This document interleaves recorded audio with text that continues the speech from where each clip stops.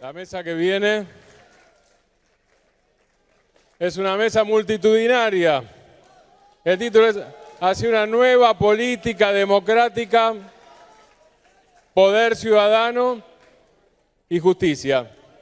Y la va a presentar el compañero y querido amigo Hugo Yasky. Y acá estamos, Hugo, con micrófono.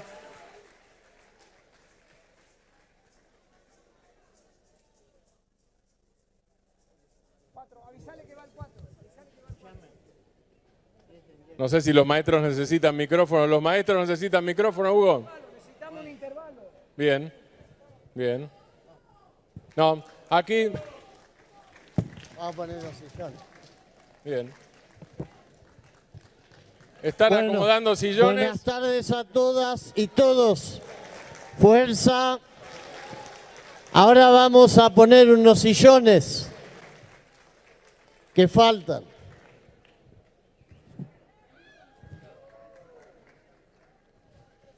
Muchos sillones. Sí. Van a estar Beatriz Sánchez, del Frente Amplio de Chile. 1, 2, Gerardo Pizzarello, 5. tucumano, vicealcalde de Barcelona. Gustavo Petro, de Colombia Humana.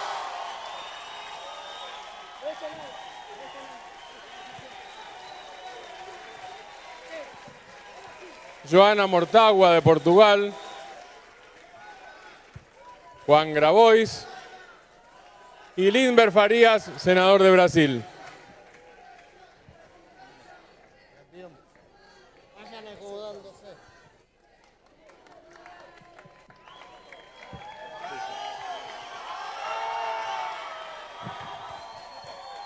Avisale que el compromiso es el número 4.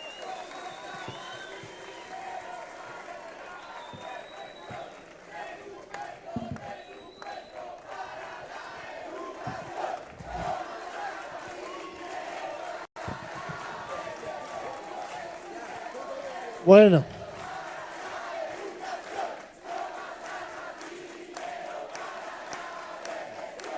Compañeras, compañeros, así con toda la fuerza, con la mística, con la decisión de seguir luchando para que América Latina no sea el patio trasero, para que sea la patria grande, para que sea tierra de hombres libres.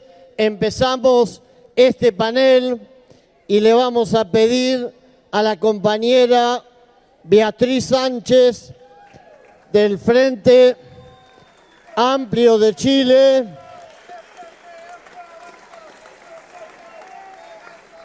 Ahí está entonces Beatriz. Hola, ¿cómo están? Es espectacular hablar en una audiencia como esta. Y me voy a parar para partir diciendo que hoy día en mi país, hoy día en Chile, está pasando algo muy grave y que refleja lo que es el gobierno de derecha que tenemos.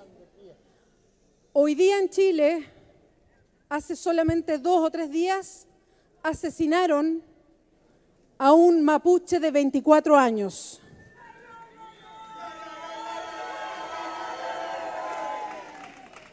Su nombre era Camilo Catrillanca. Tenía 24 años y recibió un balazo por la nuca de parte de un comando de la policía militarizada que se llama Comando Jungla. Comando Jungla está instalado en la región de la Araucanía, que es la zona mapuche. Y hoy día, en este escenario, con todos ustedes acá, pedimos justicia para Camilo Catrillanca. Justicia para Camilo Catrillanca. Justicia para Camilo Catrillanca. Justicia para el pueblo mapuche.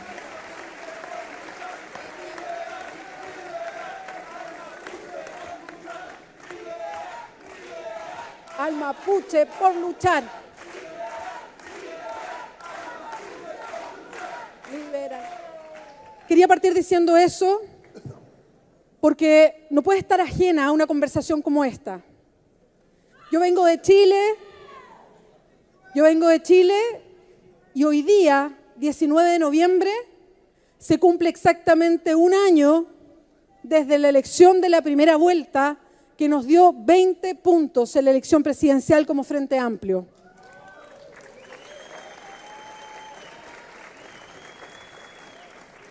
Entonces, muy emocionante ver lo que ha pasado en todo este año desde el 2017. Y quiero contarles un poco de qué hablo cuando hablo del Frente Amplio chileno, a propósito que hay Frente Amplio uruguayo también, ¿no? En Chile, desde la vuelta a la democracia o al periodo transicional, habían dos grandes bloques. Uno era la concertación de centro-izquierda y otro la derecha. Y entre ellos fueron dándose el gobierno paulatinamente, hasta que llegó el Frente Amplio y debutó como una tercera fuerza, con 20 parlamentarios electos y un senador electo, lo que es muy importante. Pero ¿cómo pasó todo eso? ¿Por qué pasó todo eso? ¿Desde dónde surge el Frente Amplio? Primero, Chile es el país más neoliberal del mundo. A todos los que han visitado, a todos los que conocen esa historia, van a saber que así es. Todo lo que se instaló a sangre y fuego con la dictadura hoy día está vigente. Las diferencias son mínimas. Surge el Frente Amplio a propósito de las movilizaciones del 2011, las movilizaciones estudiantiles, y surgió el Frente Amplio y se entiende por esas movilizaciones que por primera vez logran quebrar un sistema duro instalado. Se hace una grieta y los chilenos y las chilenas por primera vez hablan masivamente de educación gratuita, educación de calidad, educación pública. Recuperamos eso que habíamos perdido y se instaló en nuestras cabezas. Así surge el Frente Amplio, con muchos de esos líderes estudiantiles que hoy día son parlamentarios, que son integrantes de distintos partidos políticos y movimientos que hacen el Frente Amplio. Y logramos traspasar el sentido común y correr el cerco. Y les voy a contar una anécdota. Yo siempre he sido activista por el aborto en un país como Chile. Y cuando me hicieron una de las primeras entrevistas en medios de comunicación, cuando me convertí en candidata presidencial, me preguntaron si todavía creía en el aborto libre. Y yo dije sí. Y hubo 20 segundos de silencio después de esa pregunta, porque parece que nadie puede sostener algo así en Chile. Bueno, en nuestro programa hablábamos de aborto legal. En nuestro programa hablábamos de autodeterminación del pueblo mapuche y los pueblos originarios. En nuestro programa hablábamos de educación gratuita. En nuestro programa hablábamos de un nuevo modelo de salud. En nuestro programa hablábamos de un sistema de pensiones solidario y justo. Y así es como nos instalamos en la grieta del sistema y logramos romper un bipartidismo y estamos instalados como la tercera fuerza política en Chile. En nuestro programa, y esto para mí es muy importante porque yo soy feminista, hablamos de hacer un gobierno feminista en Chile. El primer gobierno feminista en la historia del país. Eso es correr el cerco, eso es mover las cosas, eso es moverlas con fuerza y eso es lo que se logró y se puede. Hoy día estamos reunidos acá cuando la derecha va avanzando en América Latina, pero el sistema tiene grietas por todas partes y por ahí nos colamos, por ahí nos instalamos, por ahí tenemos que atravesar el sentido común y hacerle sentido a las personas. No vamos a hablar mucho rato, somos hartos en el escenario, pero yo quiero contarles que la experiencia que hicimos nosotros, que tuvimos como Frente Amplio, fue tratar de traer el sentido común hacia lo que nosotros y nosotras estábamos sosteniendo. Y es difícil, en un país como Chile, donde el sistema neoliberal del que hemos hablado se nos instaló en la cabeza. Pensamos de esa manera. Cuando partí en la campaña, me junté con un grupo de personas que eran locatarios de una feria, donde venden fruta, una feria de abastos. Y uno de ellos me dijo, mira, yo no creo en la educación gratuita. Y me lo dijo así, porque yo me saqué la cresta por la educación de mis hijos y quiero que toda la gente detrás mío se saque la cresta también por la educación de sus hijos.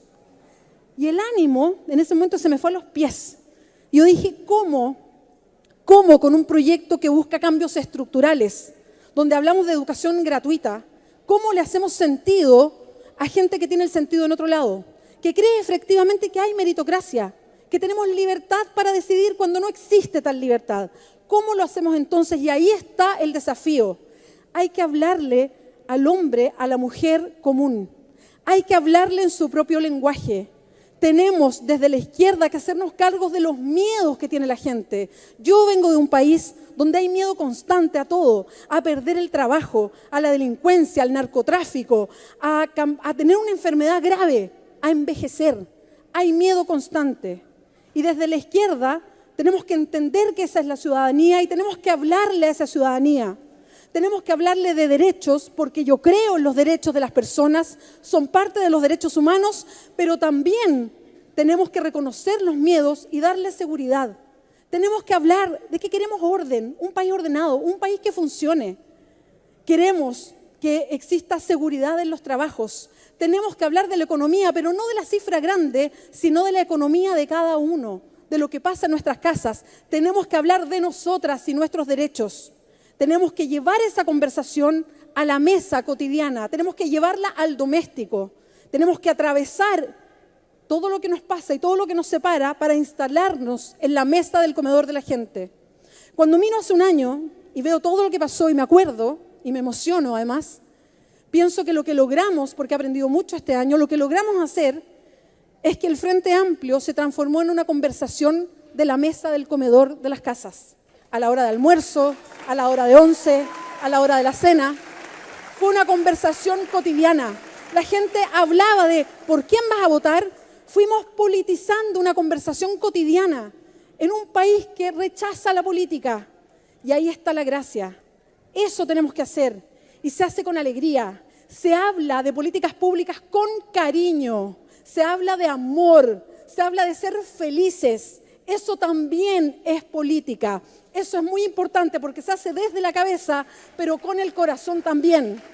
Se hace con las palabras y los gestos, pero también con la forma. Tenemos un fondo, pero también tenemos que buscar una forma distinta. Vengan a conocer el Frente Amplio. Estamos y queremos más. Y lo que tenemos que buscar es ese sentido de realidad, porque yo estoy segura que no sé si será mañana, pero vamos a hacer gobierno en Chile porque queremos un país feliz y de cambios. Muchas gracias.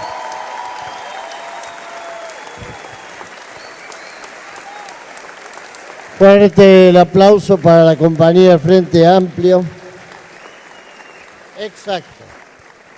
Bueno, el compañero que presentamos ahora es Gerardo Pisarello Prados.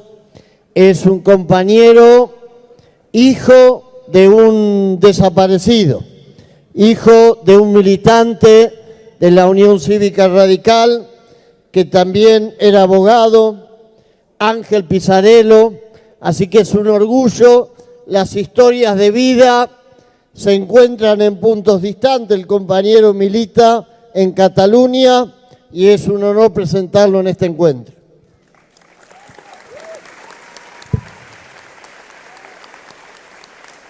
Muchas gracias. Buenas tardes a todas y a todos. Yo vengo a traerles un saludo fraternal de las ciudades rebeldes del sur de Europa. Vengo a traerles un saludo fraternal de Madrid, de Valencia, de Coruña, de Santiago, de Cádiz y de mi adoptiva Barcelona. La Barcelona internacionalista, la Barcelona latinoamericanista, que está con las mismas luchas que hoy defendemos aquí. Esa Barcelona que precisamente porque es internacionalista acaba de aprobar una declaración, la primera de una gran ciudad europea, rechazando el discurso de odio de Bolsonaro y diciéndole a todos los brasileños y brasileñas que le plantan cara, que en Barcelona tienen una casa, que Barcelona está a su lado y que, como dicen ellos, ninguém solta a mão de ninguém. Nadie suelta la mano de nadie, porque somos un solo pueblo.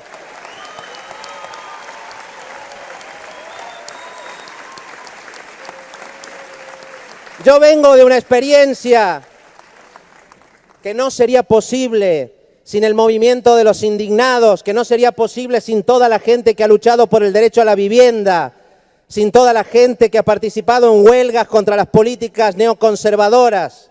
Y eso es lo que explica que en Barcelona, como en tantas ciudades y en tantos países, en momentos de democratización, se hayan producido esos pequeños prodigios.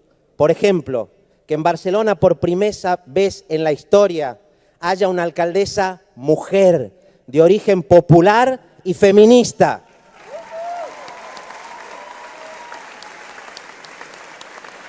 Y ese otro pequeño prodigio del que efectivamente estoy muy orgulloso, poder ser el primer vicealcalde latinoamericano de Barcelona, hijo de un asesinado por la dictadura, inmigrante, que es algo que llevo con enorme orgullo. No nos perdonan muchas cosas, se ha dicho esta mañana aquí, hay que repetirlo.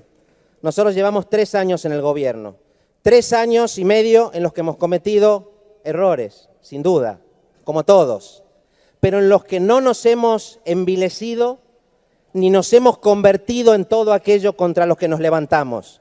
No nos perdonan que estemos mostrando que hay alternativas y que se puede gobernar mejor, que se puede gobernar de manera más justa, que se puede gobernar de manera más honesta.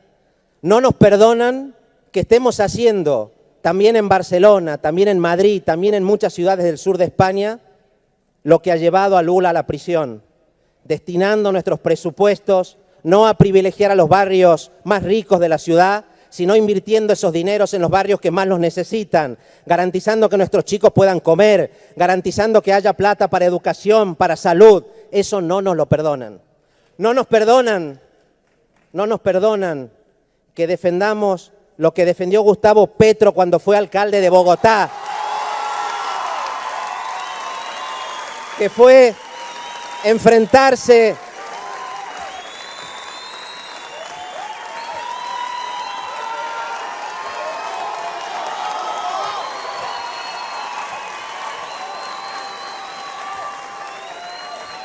de Gustavo Petro.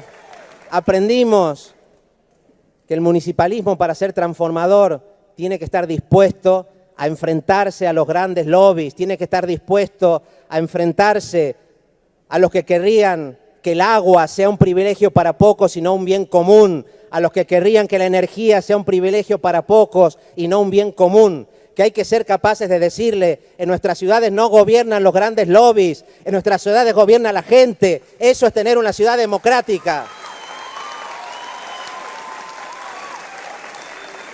Y decirles, como le dice la gente del movimiento Sin Techo en Brasil, como lo dice Juan y los movimientos de economía popular en Argentina, la vivienda tampoco puede ser una mercancía en manos de los bancos para especular. La vivienda tiene que ser un derecho humano al servicio de todos para construir el derecho a la ciudad y a ciudades democráticas. Y nos hemos dado cuenta, compañeros, en estos 3 años y medio en las instituciones hemos visto que con las instituciones no basta. Yo vengo de una ciudad, Barcelona, que tiene una vieja tradición anarquista y nuestros abuelos y abuelas anarquistas desconfiaban de las instituciones y tenían razón, porque muchas veces las instituciones pueden ser una jaula que nos encierra, que nos separa de la gente.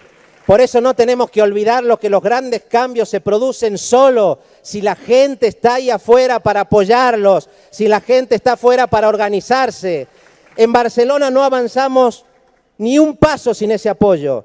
Todas las conquistas que se consiguen en las instituciones dependen de la autonomía y de la organización de los movimientos sociales y de los movimientos populares. Por lo tanto, trabajen en las redes, canten, compongan canciones, escriban, pero no abandonen nunca la calle, porque sin la calle no hay democracia.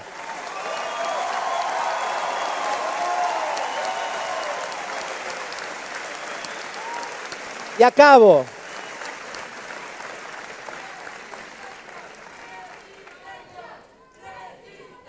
Hemos aprendido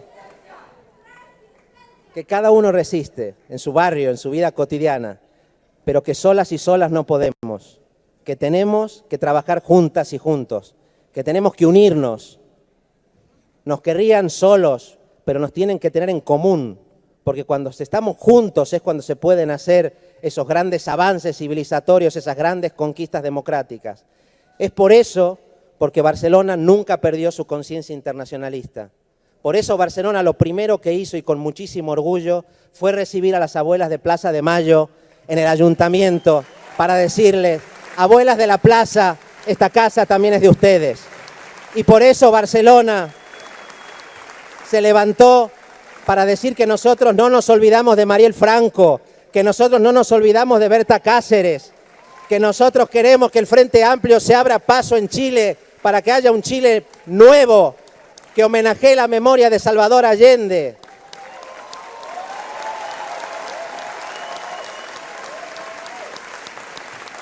Porque sabemos que esa es la única forma que los Bolsonaro de turno no puedan con nosotros. Y tenía razón Beatriz en lo que decía. El neoliberalismo genera miedo, el neoliberalismo genera inseguridad en mucha gente. Y nosotros tenemos la obligación de cuidar a nuestra gente, porque si no la cuidamos nosotros, va a venir un Bolsonaro de turno y a través de los grupos de WhatsApp va a querer cooptar a esa gente para las políticas del odio y para las políticas del resentimiento. Tenemos que generar comunidad, estar juntos, generar una comunidad de hombres y de mujeres libres. Miren una cosa, Barcelona es una ciudad que en los años 30 tuvo que enfrentar al fascismo, en el año 36. Y en ese momento vinieron brigadistas de todo el mundo, más de 35.000 hombres y mujeres de América Latina, de Estados Unidos, de Inglaterra, de todo el mundo, que decidieron que Barcelona era el lugar donde había que luchar por la libertad y contra el fascismo. Hoy nosotros estamos devolviendo ese favor a toda la gente que vino del mundo para decir: nosotros estamos al costado de los movimientos de liberación de toda América Latina. Nosotros estamos al lado, como decíamos antes, de la gente que en Brasil, que en Argentina, que en Chile, que en Bolivia, que en Colombia se están levantando contra el discurso del miedo, se están levantando contra el discurso del odio para decirle: hermanos y hermanas, estamos con ustedes, con un objetivo, que no perdamos de vista una cosa que es fundamental y que decían los viejos cooperativistas catalanes: hay que organizarnos, porque organizamos, somos más fuertes. Hay que instruirnos, e instruirnos quiere decir pensar críticamente, y por eso estamos hoy aquí en Claxo. Pero sobre todo hay que querernos, porque queriéndonos somos más felices y somos más fuertes. Adelante, que sí se puede. Gracias.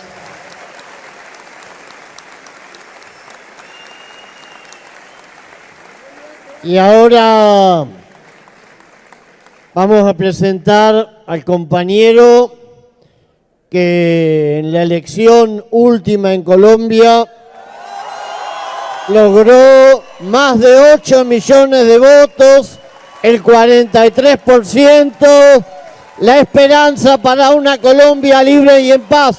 Gustavo Petro. Gracias.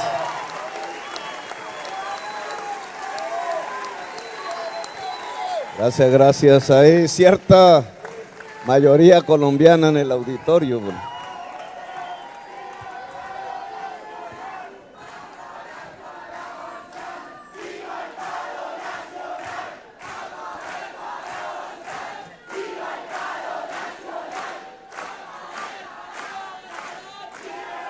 Bueno, gracias. Tenía ganas de...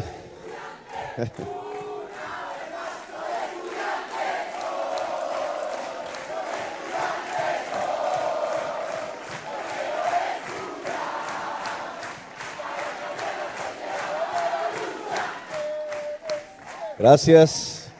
Un auditorio tan grande como este le da a uno ganas de la agitación de la que venimos desde hace un año en la campaña electoral colombiana, pero el escenario obviamente tiene que ir hacia una reflexión. Es, como decía el Cantar de los Cantares, hay un tiempo para cada cosa. un tiempo para el amor y un tiempo para el desamor, un tiempo para la acción y un tiempo para la reflexión, aunque acción y reflexión, y esa ha sido una de mis obsesiones en varias décadas de lucha política en Colombia, debe ir de la mano.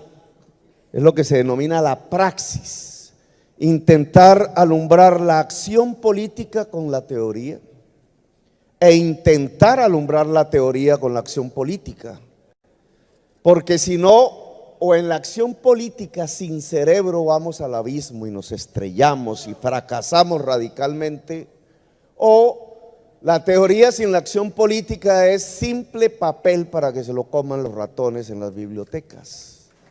La única manera para que las ideas cobren la fuerza de la historia es con la fuerza de los pueblos. Por tanto, hacer una reflexión sobre lo que hemos vivido es fundamental. Hemos vivido un momento intensamente mágico, de grietas, de piedras, de lo estéril a veces que parecía la vida política colombiana, sumergida en la violencia, en 200.000 muertos, en 60.000 desaparecidos, en una masacre tras otra masacre, en unos estímulos para la inacción que trae la violencia y el terror, en una especie de poder que se construye a partir de su articulación con el narcotráfico y la violencia permanente, la violencia vista como una forma de gobernar que beneficia a las extremas derechas, que beneficia a quienes tradicionalmente han gobernado durante 2 siglos de vida republicana, pero son los mismos que habían gobernado durante 3 siglos de colonia española a Colombia. Colombia es la 4ª sociedad más desigual del mundo, al lado de Chile y de Brasil, porque América Latina es la región más desigual socialmente del mundo. Esta desigualdad social es quizás la más alta de la historia de la humanidad. Y de esa desigualdad social es que han surgido los problemas fundamentales de Colombia. La violencia, el terror y la violencia ha construido una especie de anestesia política en la sociedad colombiana, de esterilidad política que durante 70 años nos acompañó. Jorge Eliezer Gaitán, un caudillo allá en el pasado, logró acercarse al 25% del electorado desde una visión para la época 1948 alternativa, democrática, y fue asesinado. Desde entonces lo que hay en Colombia es violencia, y desde entonces nunca se había acercado tanto como en este año una alternativa diferente a conquistar pacíficamente el poder en Colombia. Esa es la magia. Es ahí lo que yo llamo un momento mágico en la historia de Colombia. 70 años sin que en el intermedio no hubiera habido intentos armados unos, yo provengo de esa lucha armada, pacíficos otros, todos los candidatos presidenciales que intentaron plantear un programa diferente a la oligarquía colombiana fueron todos asesinados.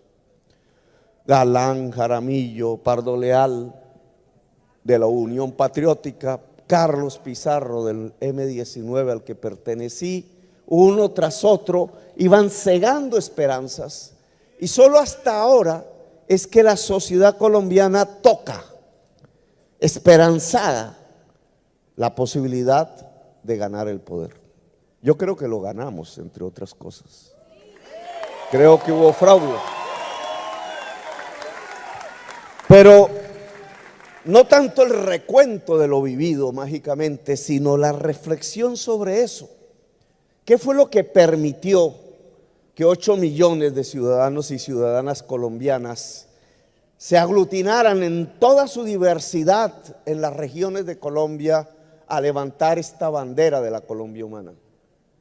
¿Qué fue lo que interpretó la gente que me acompañó y mi discurso de esa sociedad que estaba ansiosa de transformaciones y de esperanza, en dónde están las variables que permiten mostrar a Colombia, a diferencia de que lo que siempre habría sido en estos escenarios, como un ejemplo a mostrar, en medio precisamente de una caída de gobiernos del viejo progresismo y de ascensos en muchas partes del mundo de las extremas derechas. El panorama no es negro, no es oscuro, más bien desde el punto de vista del crecimiento de las extremas derechas, porque en otras regiones del mundo lo que está creciendo son las esperanzas. Y Colombia es un ejemplo de ello. El gobierno de Duque, que vence aparentemente al cabo de 100 días, hoy, ayer, hace 2 días, hicieron las encuestas, se desploma ante la opinión pública. Del 53% de favorabilidad, hoy tiene el 27%. Si mañana hubiesen elecciones, nosotros las ganaríamos 2-1. El mentor de Duque, que nadie conocía en la sociedad colombiana, Uribe, hoy tiene una favorabilidad del 34%. Es decir, hoy podríamos decir el uribismo que le dio cuerpo al poder en Colombia en todo el siglo XXI, hoy se ha desplomado en la sociedad colombiana. ¿En dónde están entonces esas variables? Y permítanme hacer esta reflexión. Creo que salió de las grietas de la esterilidad política de Colombia este movimiento muy juvenil, muy femenino, muy popular, que acompañó la Colombia humana. Salió precisamente por interpretar cosas que tienen que ver con el futuro, con la esperanza en las condiciones concretas de Colombia. Indudablemente Colombia está hastiada de la violencia y el uribismo lo que prometía era más violencia. Colombia humana prometía una era de paz. La posibilidad, como la mayoría de las sociedades del mundo tiene hoy, de que una generación, por lo menos la que hoy está con nosotros, no conozca de la palabra violencia y de la palabra guerra. La posibilidad de una era, no simplemente de un pequeño espacio de tiempo, el que media entre una guerra que finaliza y otra que comienza, sino que pueda construir las bases de una convivencia permanente en los tiempos. Convivencia que no se podría establecer sino a partir de un pacto que nunca ha existido en Colombia desde la perspectiva de la inclusión. Y de ahí el tema de la educación, de la sociedad del conocimiento, se convirtió en una de las consignas altamente movilizadoras. Apostarle no a cómo sube el precio del petróleo para ver si se lo apropian privadamente o se redistribuye socialmente, sino cómo nos separamos del petróleo, cómo nos separamos del carbón. Colombia es el 5º exportador mundial del carbón, y eso que aquí se menciona, la dialéctica del aguacate y el petróleo, tenía que ver que coge porque el aguacate se nos vuelve un símbolo de campaña. No sé si han probado ustedes el aguacate en Chile, Barcelona. En Argentina no es que haya mucho aguacate. Bueno, eso. El aguacate no era simplemente un retroceso, como decían la derecha, hacia una agricultura, sino era mostrar cómo en unas estructuras donde la tierra fértil no produce alimentos, porque ha sido concentrada pavorosamente en manos de los narcotraficantes, que la tienen como lavado de activos, como tenencia, recordando el mundo feudal y no como instrumento de producción. En un mundo campesino desplazado por la violencia, y en un mundo en donde todos los colombianos y colombianas de alguna manera somos hijos o nietos de labriegos de la tierra, de una cultura del trabajo agrario, reivindicar el aguacate y la posibilidad de transformarlo industrialmente versus a una economía del petróleo y del carbón extractivista, planteaba dos modelos de desarrollo diferentes. Uno productivo, el otro de extracción. Pero he aquí que esa diferencia, y lo decíamos en la plaza pública, la producción implica no solamente que tenemos que cuestionar la tenencia de la tierra en Colombia, la reforma agraria, sino que tenemos que cuestionar el sistema educativo, porque para producir hay que pensar,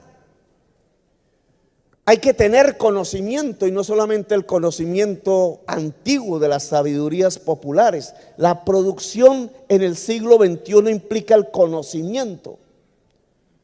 La extracción puede renunciar al conocimiento.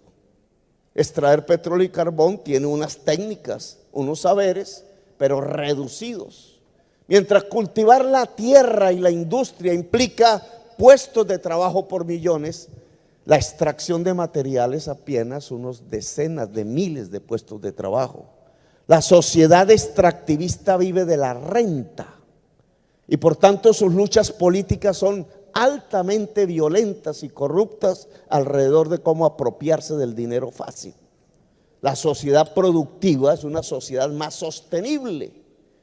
El conocimiento, la ganancia, el dinero trabajado, finalmente el recuerdo de la economía política que decía que la riqueza nace del trabajo, no de la extracción, es lo que nos permitiría pensar en una América Latina en la vanguardia de la humanidad. Porque no solamente producir, conocer, sino cómo producir en el siglo XXI nos lleva a una discusión fundamental que la economía extractivista del petróleo, del carbón y del gas no nos propone.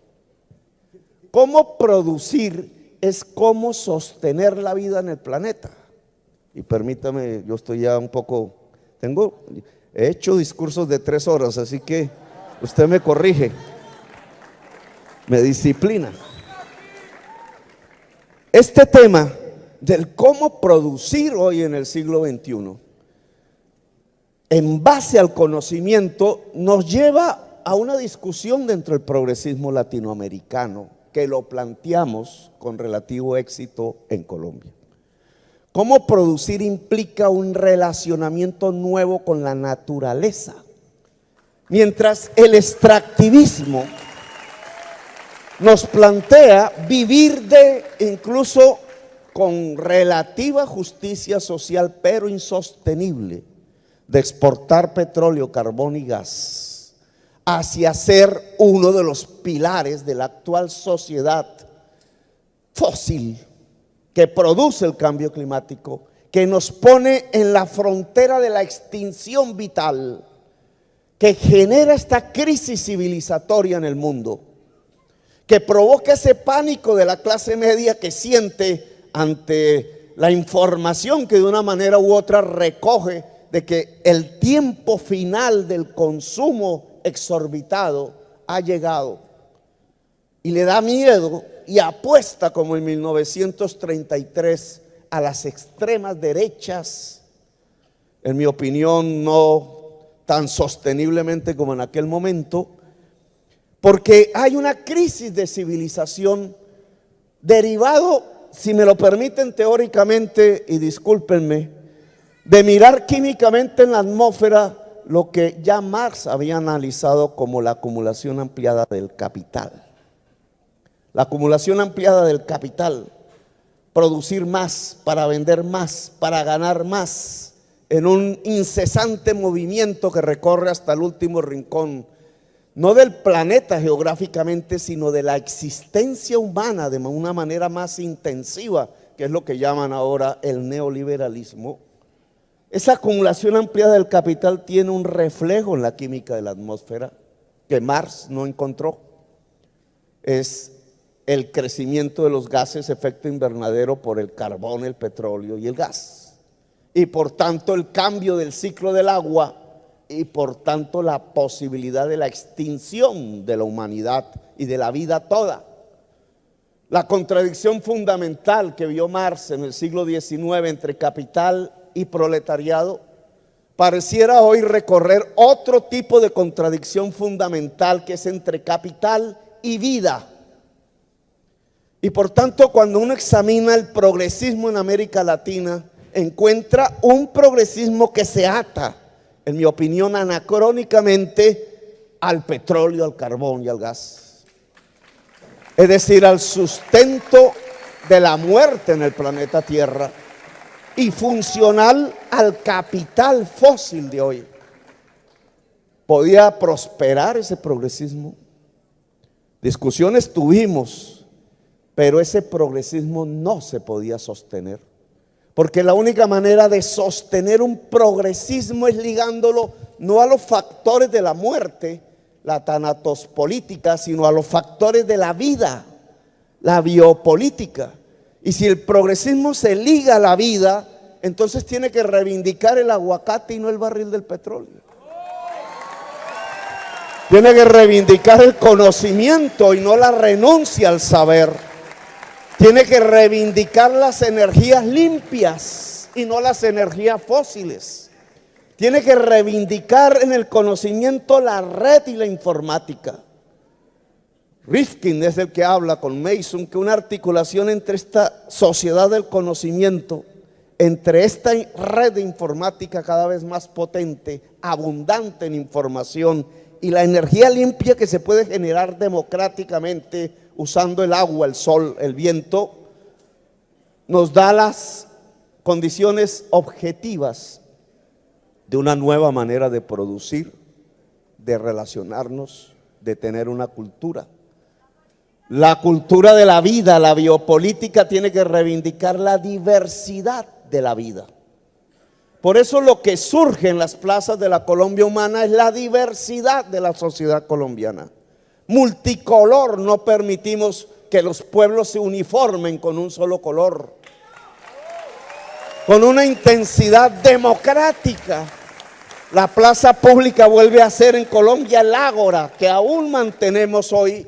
No frenamos con el resultado electoral. El ágora del debate político, la reinvención de la política, de la democracia en esa diversidad.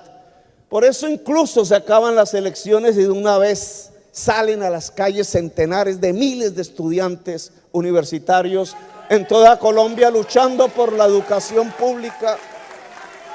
Por eso estoy convencido que el próximo semestre quizás sea el del momento de la mayor movilización social de Colombia en su historia, lo que nosotros llamamos una nueva subjetividad, unas nuevas sensibilidades que la izquierda tradicional no alcanzaba a detectar. ¿Cómo se puede llenar una plaza pública para impedir, por ejemplo, que hagan corridas de toros?